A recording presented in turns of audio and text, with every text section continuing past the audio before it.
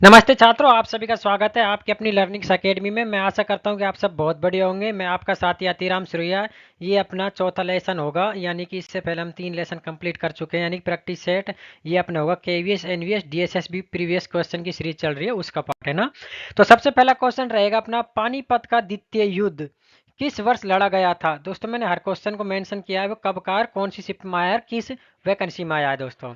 तो इसका पहला ऑप्शन रहेगा 1556 में, या सेकंड ऑप्शन 1526 में, या थर्ड ऑप्शन रहेगा 1536 में, या लास्ट ऑप्शन है अपना 1555 में। दोस्तों मैं उत्तर बताऊं उससे पहले आपको एक बार उत्तर बताना होगा, जिससे कि आपकी प्रैक्टिस और रिवीजन ज़्यादा बेस्ट तरीके से हो पाएगी। तो इसका सही उत्तर रहेगा दोस्तों 1556 में।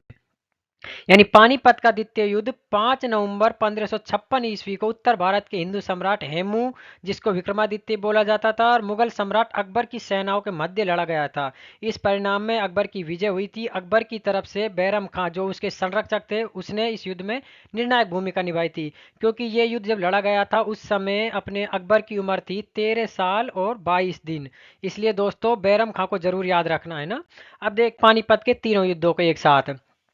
पानीपत का पहला युद्ध हुआ था 1526 ईस्वी में, जो बाबर और इब्राहिम लोदी के मध्य हुआ था, जिसमें बाबर की जीत हुई थी और मुगल साम्राज्य की स्थापना हुई थी। फिर दूसरे युद्ध की ओर चलते हैं, तो दूसरा युद्ध हुआ था 1556 ईस्वी में, अकबर और हेमू के मध्य हुआ था, जिसमें अकबर की जीत हुई थी। अब अंतिम युद्ध रहता 1761 ईस्वी में, जो महाराणा सॉरी दोस्तों मराठा और अब्दालियों के मध्य हुआ था, जिसमें मराठों की हार हुई थी। अब चलेंगे नेक्स्ट क्वेश्चन की ओर। नेक्स्ट क्वेश्चन रहेगा अपना, किस वर्ष शेर खान ने हुमायूं को चौसा में हराया था। यानी कि शेर खान ने जो हुमायूं को चौसा में हराया था वह किस वक्त हुआ था। यानी कि 1539 में, या सेकंड ऑप्शन 1540 में, या थर्ड ऑप्शन रहेगा 1542 में, या लास्ट ऑप्शन 1541 में। तो दोस्तों इसका सही आंसर रहेगा 1539 ईस्वी में। यानी कि चौसा का युद्ध हुआ था 25 जून 1539 ईस्वी में। यह युद्ध गंगा नदी के तट पर शेर खां यानी शेर शाह सूरी और मुगल बादशाह हुमायूं के मध्य हुआ था, जिसमें हुमायूं की पराजित हुई थी और हुमायूं जान बचाकर गंगा नदी में कूदा था दोस्तों। और जीत के बाद शेर शाह ने शेर शाह की उपाधि, यानी कि शेर खान ने शेर शाह की उपाधि धारण की और अपने नाम के सिक्के चलवाए थे। अब देखेंगे नेक्स्ट क्वेश्चन। नेक्स्ट क्वेश्चन रहेगा, ईस्ट इंडिया कंपनी के किस गवर्नर जनरल ने हड़प नीति का प्रतिपादन किया था। ये अपने लॉर्ड कॉर्नवालिस हैं, या लॉर्ड वेलेजली हैं, या लॉर्ड हेस्टिंग्सन हैं, या लॉर्ड डलहौजी है। दोस्तों बिल्कुल नया पिर्सन है, ये 18/5/2025 का है, इसलिए बहुत ध्यान से देखा करो वीडियो है ना, मैंने आपके लिए लेटेस्ट पिर्सन लेकर आया हूँ। तो दोस्तों इसका सही आंसर रहेगा अपना लॉर्ड डलहौजी। यानी कि हड़प नीति, लॉर्ड डलहौजी ने इस नीति का प्रतिपादन किया था। इसके तहत बिना पुरुष उत्तराधिकारी वाली रियासतों को ब्रिटिश शासन में मिला लिया जाता था। इस हड़प नीति का सबसे पहले प्रभाव पड़ा था सतारा में, झांसी, नागपुर और राजस्थान के उदयपुर जैसी रियासतों में हुआ था, जिसकी वजह से 1857 के विद्रोह का एक प्रमुख कारण भी बना था। अब चलते हैं नेक्स्ट क्वेश्चन की ओर। नेक्स्ट क्वेश्चन रहेगा अपना, औपनिवेशी भारत के इतिहास में वर्ष 1757 के पिलासी के युद्ध में किसकी पराजय परिवर्तनकारी घटना सिद्ध हुई थी। यानी वह 1757 के युद्ध में कौन पराजित हुआ था, जिसकी वजह से अपने भारत का शासन ही बदल गया था। तो इसमें पहला ऑप्शन रहेगा अलीवर्दी खान, या बी ऑप्शन है मुर्शीद खान, या सी ऑप्शन है हैदर अली खान, हैदर अली, या अंतिम ऑप्शन है अपना सिराजुद्दौला। तो दोस्तों इसका सही आंसर रहेगा अपना सिराजुद्दौला। दोस्तों बिल्कुल लेटेस्ट वर्जन लेकर आया हूँ मैं आपके लिए, फिर बता रहा हूँ वीडियो बढ़िया तरह देखना है ना, कम से कम एक बार तो जरूर देखना सभी। 1757 के पिलासी का युद्ध अंग्रेजों और बंगाल के नवाब सिराजुद्दौला के बीच लड़ा गया था दोस्तों, जिसमें सिराजुद्दौला की पराजय हुई थी, जिससे ब्रिटिश साम्राज्य यानी ब्रिटिश ईस्ट इंडिया कंपनी का शासन भारत में वास्तविक रूप से स्थापित हुआ था। ये भारत के औपनिवेशिक इतिहास की एक अत्यंत परिवर्तनकारी घटना मानी जाती है। अब देखेंगे नेक्स्ट क्वेश्चन। नेक्स्ट क्वेश्चन रहेगा अपना, poverty aid and British rule in India नामक पुस्तक के लेखक कौन है। दोस्तों इस पुस्तक का नाम भी जरूर याद रखना है ना। तो पहला ऑप्शन रहेगा अपना बदरुद्दीन तैयब जी, या दादा भाई नारोजी, या सी ऑप्शन ए ओ हुम, या अंतिम ऑप्शन है एनी बेसेंट। तो इसका सही आंसर रहेगा अपना बी दादा भाई नारोजी। यानी यह पुस्तक दादा भाई नारोजी द्वारा लिखी गई थी, और यह है धन का निष्कासन सिद्धांत पर आधारित थी, यानी कि जो ब्रिटिश काल में अंग्रेजों द्वारा अपने देश से धन का निष्कासन हुआ था, यानी अपने देश से ब्रिटेन में धन ले गए थे, उससे संबंधित ये बुक है। अगर कभी टाइम मिले तो जरूर पढ़ना छात्रों। अब देखेंगे नेक्स्ट क्वेश्चन की, और नेक्स्ट क्वेश्चन रहेगा अपना 1928 में साइमन कमीशन के आगमन के विरुद्ध भारत में व्यापक आंदोलन का मुख्य कारण क्या था? इसमें कोई भी भारतीय सदस्य नहीं था, या बी ऑप्शन इसने भारत के विभाजन की सिफारिश की थी, या सी ऑप्शन इसने स्थानीय स्वशासन को समाप्त कर दिया, या अपना अंतिम ऑप्शन रहेगा इसने किसानों पर भू राजस्व बढ़ा दिया। तो दोस्तों इसका सही आंसर रहेगा ए, यानी कि इसमें कोई भी भारतीय सदस्य नहीं था। साइमन कमीशन 1928, दोस्तों साइमन कमीशन का गठन तो हुआ था 1927 में, यानी कि 1927 नवंबर में, जबकि ये भारत आगमन हुआ था इसका फरवरी 1928 में। इस आयोग के सभी 7 सदस्य अंग्रेज यानी कि श्वेत थे, इसलिए इसे श्वेत कमीशन भी कहा गया है। और भारत के भविष्य का फैसला करने वाले आयोग में किसी भी भारतीय को शामिल न किए जाने को अपमानजनक माना गया, जिसके कारण साइमन गो बैक के नारे लगाए गए थे दोस्तों, साइमन गो बैक। अब देखेंगे नेक्स्ट क्वेश्चन को, नेक्स्ट क्वेश्चन रहेगा अपना निम्नलिखित में से कौन सा समाचार पत्र बाल गंगाधरी तिलक द्वारा अंग्रेजी भाषा में शुरू किया गया था? पहला ऑप्शन रहेगा अपना इंडिया विंस फ्रीडम, या बी ऑप्शन केसरी, या सी ऑप्शन स्वराज, या डी ऑप्शन रहेगा अपना मराठा। तो दोस्तों इसका सही आंसर रहेगा अपना डी मराठा, यानी बाल गंगाधर तिलक द्वारा अंग्रेजी भाषा में शुरू किया गया समाचार मराठा था। और इनके द्वारा जो दूसरा समाचार था वह था केसरी, जो मराठी भाषा में संचालित किया जाता था दोस्तों। इनका उद्देश्य था ब्रिटिश नीतियों का आलोचन करना और स्वतंत्रता के लिए जनमत तैयार करना था। ये अपना उस टाइम का एक बाल गंगाधर तिलक के जो अखबार था उसकी फोटो है, बहुत ओल्ड है लेकिन ढूंढ ली थी, है ना। अब देखते हैं नेक्स्ट क्वेश्चन की ओर। नेक्स्ट क्वेश्चन रहेगा निम्नलिखित में से कौन सा युद्ध ब्रिटिश ईस्ट इंडिया कंपनी के लिए एक निर्णायक विजय साबित हुआ, जिससे उसने शुरुआती दौर में भारत के एक बड़े भूभाग का नियंत्रण कर लिया? यह युद्ध अपना पानीपत का तीसरा युद्ध, या बी ऑप्शन हल्दी घाटी का युद्ध, या सी ऑप्शन रहेगा अपना पिलासी का युद्ध, या डी ऑप्शन अपना तराइन का प्रथम युद्ध। दोस्तों इसका सही आंसर रहेगा पिलासी का युद्ध। देखो पिलासी के युद्ध से संबंधित मैंने आज की क्लास में, मैं इस क्लास को 2 भागों में लूंगा। पहले भाग में 25 क्वेश्चन है, कई 5 क्वेश्चन आपको पिलासी के युद्ध से संबंधित मिल जाएंगे। किसी में क्या पूछा जाएगा, किसी में क्या, बस लैंग्वेज घुमा दी जाएगी। इसलिए दोस्तों कम से कम पिलासी के युद्ध को जरूर ढंग से पढ़ना, कंठस्थ कर, है ना।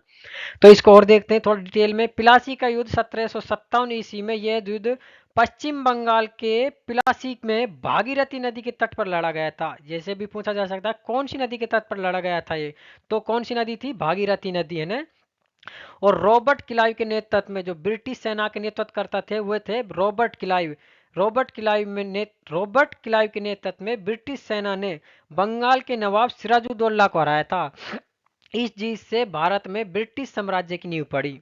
अब देखेंगे नेक्स्ट क्वेश्चन। नेक्स्ट क्वेश्चन रहेगा वर्ष 1911 में ब्रिटिश राजा किंग जॉर्ज पंचम के भारत में स्वागत के लिए निम्नलिखित में से किसका निर्माण किया गया था? फर्स्ट ऑप्शन है कलकत्ता में चौरंगी लेन का, या बी ऑप्शन बम्बई में गेटवे ऑफ इंडिया का, या सी ऑप्शन कलकत्ता में ओल्ड फोर्ट घाट का, या डी ऑप्शन रहेगा मद्रास में व्हाइट टाउन का। तो दोस्तों इसका सही आंसर रहेगा अपना कलकत्ता, सॉरी दोस्तों नहीं, बम्बई में गेटवे ऑफ इंडिया का, यानी कि बी ऑप्शन सही आंसर है इसका, गेटवे ऑफ इंडिया का। गेटवे ऑफ इंडिया मुंबई, इसका निर्माण 1911 में किंग जॉर्ज परचम और क्वीन मेरी की भारत यात्रा के दौरान किया गया था दोस्तों। इसकी आधारशिला 1911 में रखी गई थी और इसका निर्माण कार्य 1924 में पूरा हुआ था। और दोस्तों ये भी महत्वपूर्ण रखने योग्य बात है, इसका यह भारत सौर सैनिक शैली में बना है। कौन सी शैली में? भारत सौर सैनिक शैली में। अब देखेंगे नेक्स्ट क्वेश्चन। नेक्स्ट क्वेश्चन रहेगा अपना वर्ष 1815 में वाटरलू के युद्ध में किस नेता की पराजय हुई थी? तो दोस्तों इसका पहला ऑप्शन रहेगा अपना जॉर्ज अलेक्जेंडर, या चार्ल्स सेकंड की, या नेपोलियन बोनापार्ट की, या फोर्थ ऑप्शन है अपना हेनरी फोर्थ की। तो इसका सही आंसर रहेगा छात्रों नेपोलियन बोनापार्ट। ये नेपोलियन बोनापार्ट की जिंदगी का अंतिम युद्ध था, इसके बाद इन्होंने कोई युद्ध नहीं लड़ा, इसको निर्वासित कर दिया गया था। यानी कि वाटरलू का युद्ध 18 जून 1815 में, यह युद्ध बेल्जियम में हुआ था, उस टाइम फ्रांस में था, है ना।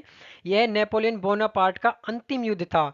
इसमें एक तरफ फ्रांस था जो जिसका नेतृत्व नेपोलियन बोनापार्ट कर रहे थे, दूसरी तरफ ब्रिटेन, रूस और पिरसा और ऑस्ट्रिया सॉरी और हंगरी की संयुक्त सेना थी, जिनका तीनों का सॉरी पांचों का संगठन हुआ था नेपोलियन बोनापार्ट को हराने के लिए।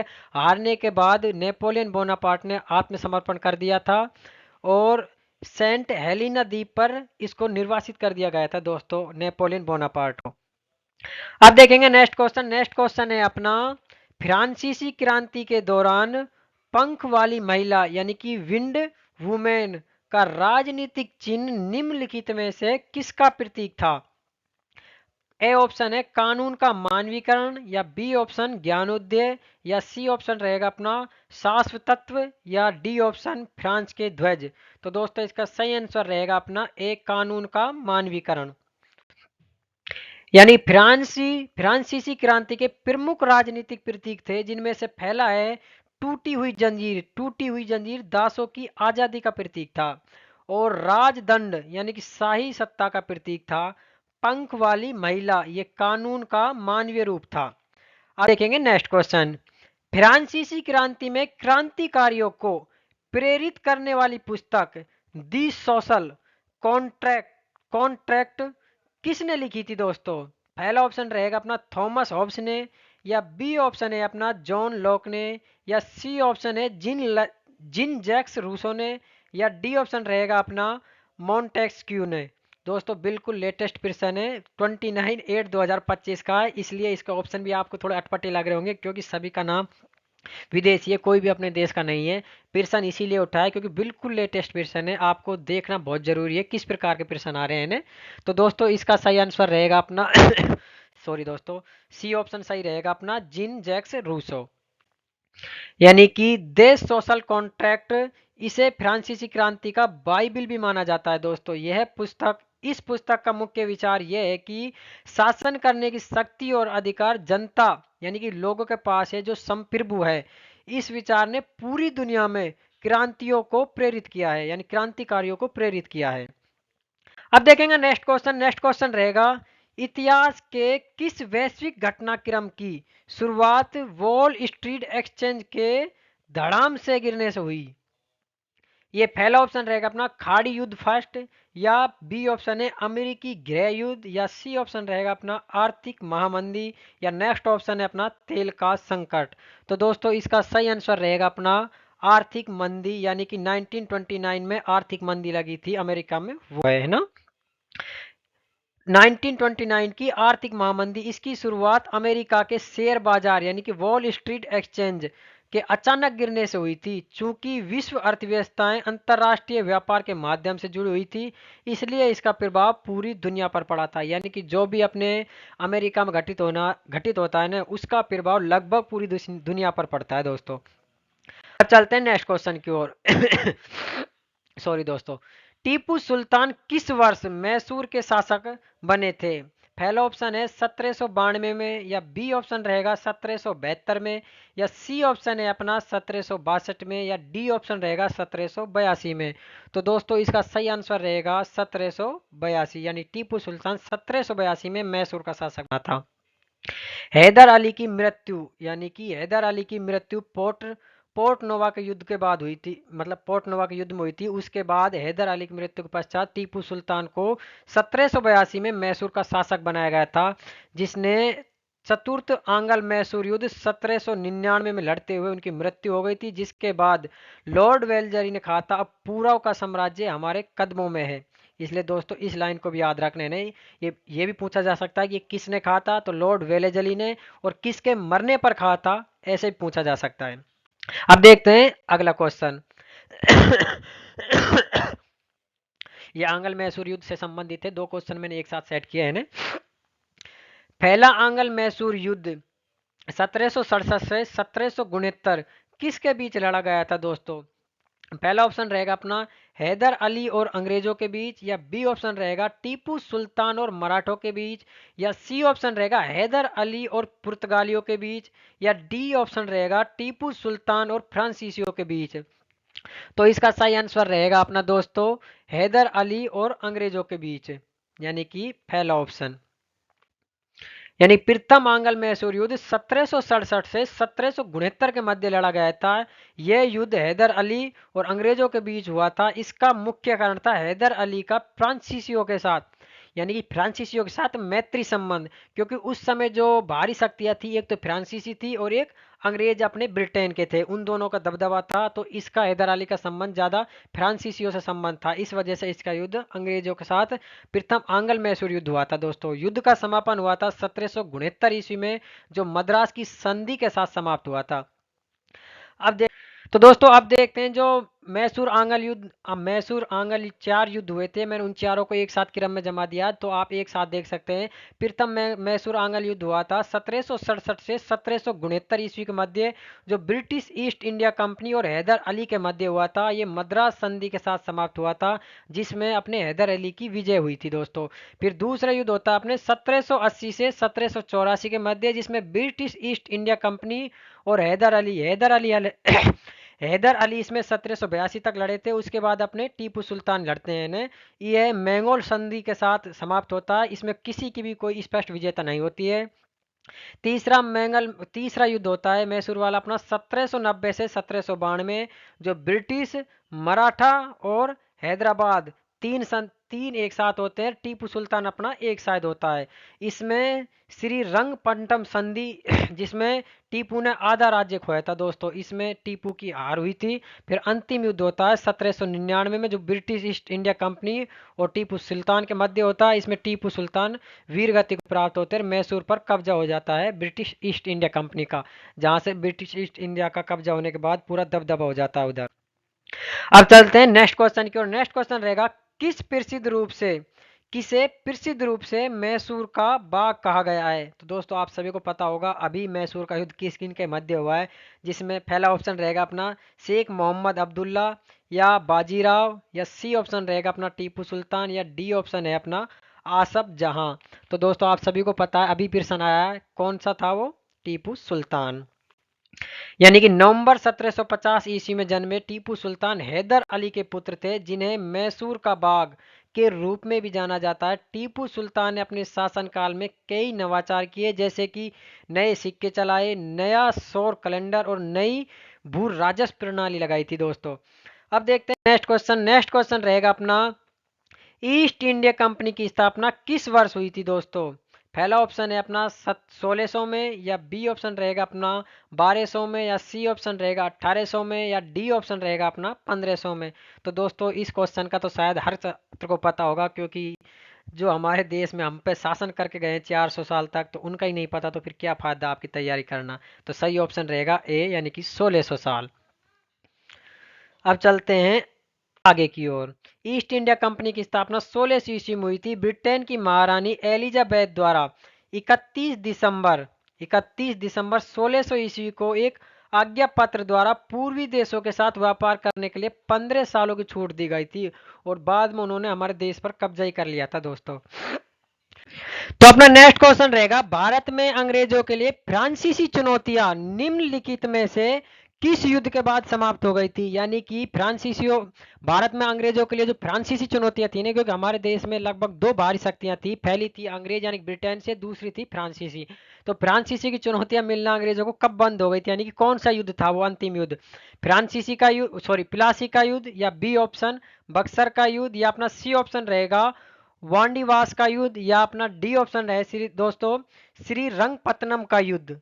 तो इसका सही आंसर रहेगा अपना वांडीवास का युद्ध 1760 ईस्वी में।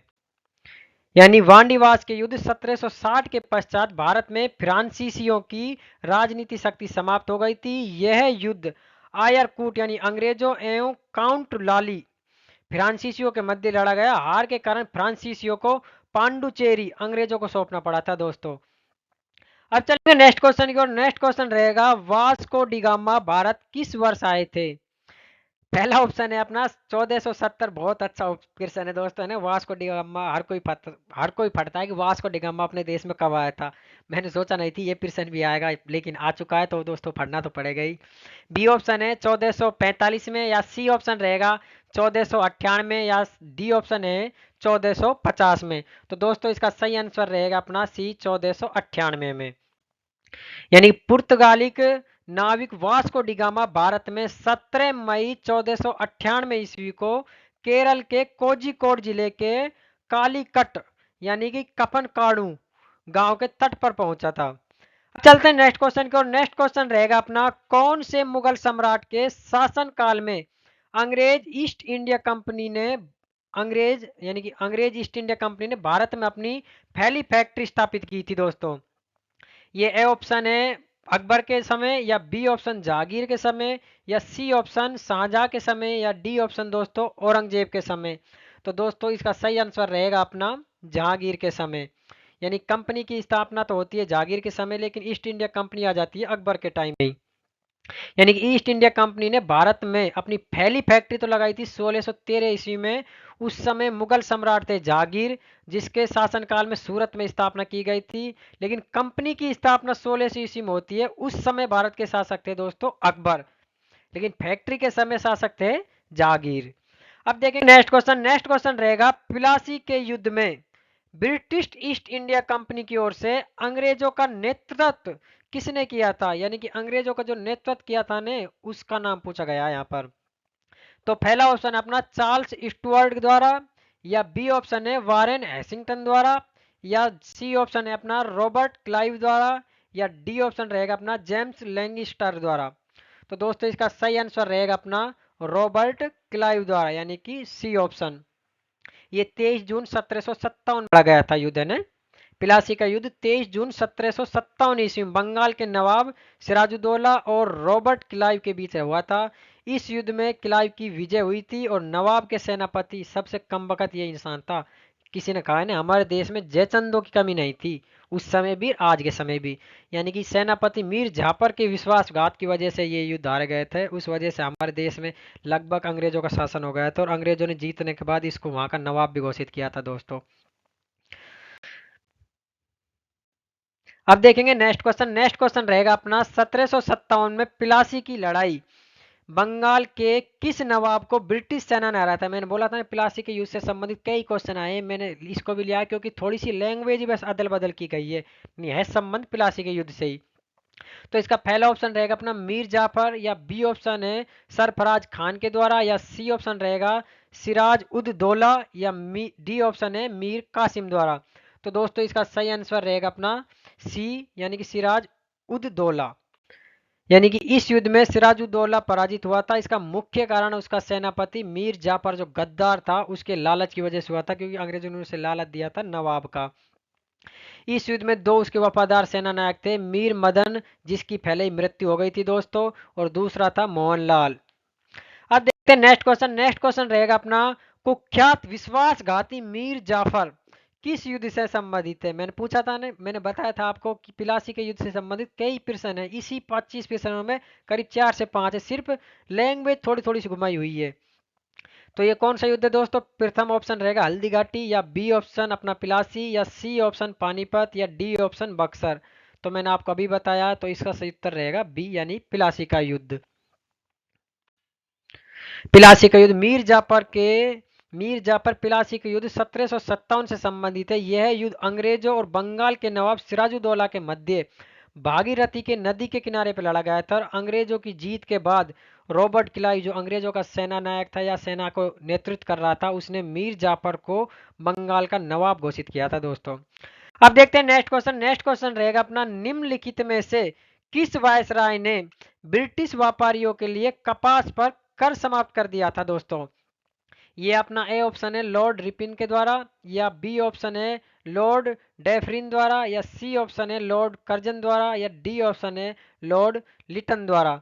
तो दोस्तों इसका सही आंसर रहेगा अपना डी, लॉर्ड लिटन के द्वारा। इसने बहुत अच्छे काम किए थे उस मैंने।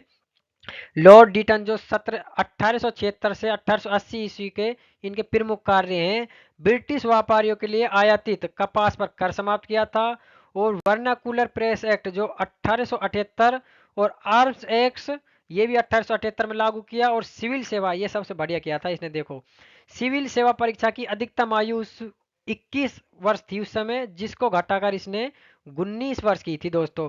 और भयंकर अकाल के दौरान दिल्ली दरबार का आयोजन इसी के समय हुआ था। अब देखते हैं नेक्स्ट क्वेश्चन, और आज का अंतिम क्वेश्चन रहेगा। 15वीं शताब्दी के दौरान सभी विदेशी कंपनियां भारत में किस चीज को खरीदने में रुचि रखती थी जिसकी यूरोप में बहुत मांग थी? पहला ऑप्शन रहेगा अपना ऊन या सॉरी दोस्तों, बी ऑप्शन रहेगा सन यानी फ्लैश, या सी ऑप्शन है अपना जूट, या डी ऑप्शन रहेगा अपना कपास और रेशम। सभी को पता है विदेशियों ने हमारे देश के किसानों को दो ही चीज मारा था, या तो कपास और रेशम, या रहा था हमारी नील की खेती। तो इसका सही आंसर रहेगा डी ऑप्शन यानी कि कपास।